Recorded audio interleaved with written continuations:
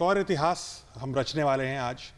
चंद्रयान-3 के बाद अब आदित्य L1 भारत का पहला मिशन होगा जो सूर्य की स्टडी करेगा।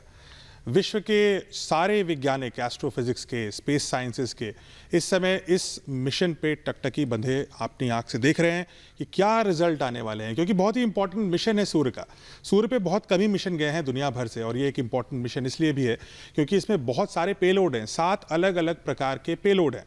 इसमें हम सूरज की अल्ट्रावायलेट रेज, उसकी विजिबल लाइट, उसकी एक्स-रे, उसका प्लाज्मा, उसके नेगेटिव आयंस, उसके पॉजिटिव आयंस और उसके मैग्नेटिक फील्ड, इन सारी चीज़ों के बारे में ज्ञान प्राप्त करेंगे। सूर्य के बारे में मानवता का जो अभी जो नॉलेज है, जो ज्ञान है, वो बहुत कम है। हम जो ये आदित्य L1 से एनालाइज करेंगे वो होगा उसका फोटोस्फीयर, जो उसका सतह की तरह होता है, जो सूरज का करीब 100 किलोमीटर उसकी चौड़ाई होती है, वो फोटोस्फीयर होता है, आपको वही दिखता है। उसके बाद क्रोमोस्फीयर, जो उसका वातावरण होता है। सूर्य का वातावरण बहुत वायलेंट होता है, वहाँ पे 900 से 1000 किलोमीटर प्रति घंटे की स्पीड से हवाएं चल रही होती हैं। ये गर्म हवाएं होती हैं, बेहद गर्म, 5000 डिग्री सेंटीग्रेड तक। और सबसे इंटरेस्टिंग पार्ट होता है सूरज के उसके भी बाहर का पार्ट, जिसको हम करोना बोलते हैं। सूर्य में एक मिस्ट्री है। मिस्ट्री ये है कि सूर्य की सतह और उसकी हवा तो 5500 डिग्री सेंटीग्रेड पर है, बट जो करोना जो बाहर होना चाहिए वो एक्चुअली ठंडा होना चाहिए, लेकिन ऐसा नहीं होता। ये करीब 2 मिलियन यानी 20 लाख डिग्री सेंटीग्रेड तक पहुंच जाता है। हम इसको भी समझने की कोशिश करेंगे। इंपॉर्टेंट बात यह भी है कि हमारे आदित्य L1 मिशन में जितने भी पार्ट लगे हैं वो सारे पार्ट भारत के बने हैं। बेंगलोर, त्रिवेंद्रम, पुणे, अहमदाबाद, इन सारी जगहों से पार्ट बने हुए हैं और इंडिजीनियस मिशन है। तो ये एक बहुत ही ऐतिहासिक कदम होने जा रहा है जो अभी कुछ मिनट में लॉन्च होगा। हम L1, जैसा हम बात कर रहे हैं, L1 में हम स्थापित होंगे अपने आप को। L1 पे हम कई साल, लगभग 5 साल तक हम स्टडी करेंगे, सूर्य को लगातार 24 घंटे तक देखेंगे। जो अलग अलग पार्ट्स हैं वो हज़ारों फोटोग्राफ रोज लेंगे।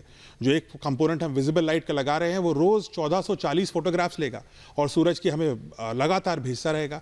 कुछ एक्सपेरिमेंट हम वहीं करेंगे जिनको हम इन सीटू बोलते हैं। कुछ एक्सपेरिमेंट्स का रिजल्ट हम लेकर के यहाँ एनालाइज करेंगे। तो ये एक बहुत ही अपने आप में एक बहुत ही मल्टी डिमेंशनल मिशन है। बहुत ही कम बजट में एक बार फिर से हो रहा है, फिर से एक बार रिकॉर्ड तोड़ रहे हैं, और इसलिए भारत के लिए एक बहुत ही ऐतिहासिक पल है। आने वाले समय में ये इंपॉर्टेंट इसलिए भी है, देखिए भारत एक ऐसा देश है जहाँ पे अलग अलग तरह के क्लाइमेट है, वातावरण अलग अलग तरह का है। यहाँ रेतीले डेजर्ट्स भी हैं, यहाँ पे ग्रासलैंड्स भी हैं, यहाँ पे जंगल भी हैं, और इस वजह से जितना भी क्लाइमेट चेंज होता है उसका असर भारत पे बहुत ज़्यादा पड़ता है। और सूर्य एक बहुत बड़ा रीज़न होता है कि क्लाइमेट चेंज धरती पर होता है।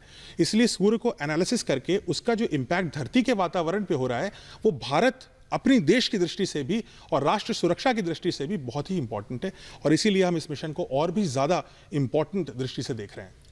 सृजन पाल जी, जैसा कि ये बहुत ही महत्वपूर्ण मिशन भी है और उम्मीदें बहुत ज़्यादा सिर्फ भारत ही नहीं दुनिया की भी बढ़ जाती है। अब आपसे ये भी जानना चाहेंगे, क्योंकि जो आदित्य L1 है वो 15 लाख किलोमीटर की दूरी तय करेगा, 125 दिन तक वो उससे संपर्क भी रखना है।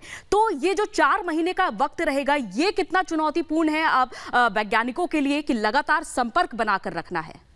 संपर्क तो हमें लगातार बनाए रहना पड़ेगा उसके बाद भी, बिकॉज हमें उससे डेटा भी लेना है। लेकिन हमें इन जो 4 महीने का टाइम है उसमें हमें उसको लगातार कंट्रोल भी करना है। तो आदित्य L1 एक जैसे हमने चंद्रयान किया था कुछ वैसा ही है। सबसे पहले वो धरती के छोटे चक्कर लगाएगा, फिर हम ऑर्बिट एलिवेशन करेंगे इंजन के जरिए। उसके पास कई इंजन है, उसके पास एक बड़ा इंजन है, 4 आप बोल सकते हैं 8 मीडियम इंजन है और 4 छोटे इंजन है। तो इस तरह से टोटल 13 इंजन हैं छोटे बड़े मिला करके, जो आदित्य L1 को उसके मुकाम तक लेके जाएंगे। तो शुरू में हम क्या करेंगे, हम एक छोटा ऑर्बिट धरती का लगाएंगे जैसे हमने चंद्रयान का लगाया था। फिर हम कुछ इंजन का इस्तेमाल करके उस ऑर्बिट को थोड़ा बड़ा करेंगे, फिर उसको तीसरे चरण में थोड़ा और बड़ा, चौथे चरण में थोड़ा और बड़ा।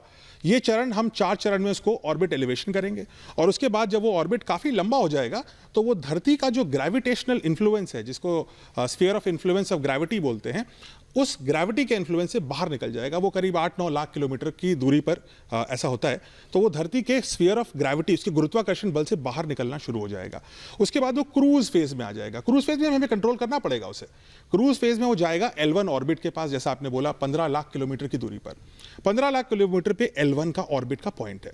वहां जाकर के फिर वो कुछ दूसरे इंजन का इस्तेमाल करके, जो छोटे वाले इंजन है उनका इस्तेमाल करके उस ऑर्बिट में अपने आप को स्टेबल रखेगा। हमने छोटे इंजन इसलिए लगाए ताकि वो कम फ्यूल में ही L1 ऑर्बिट में एस्टैब्लिश्ड रहे, जिससे हमारा मिशन सस्ता भी रहे और लंबा भी चले। फिर वो L1 ऑर्बिट में तो कई साल रहने वाला है और वहां से हमें वो डेटा बार बार भेजता रहेगा। कुछ एक्सपेरिमेंट मैंने आपको बताया वो वहीं करके आपको बता देगा, और कुछ एक्सपेरिमेंट के लिए वो बस सिर्फ डेटा दे देगा, जो डेटा हम फीड करके एनालाइज करेंगे कि इसका मतलब क्या है।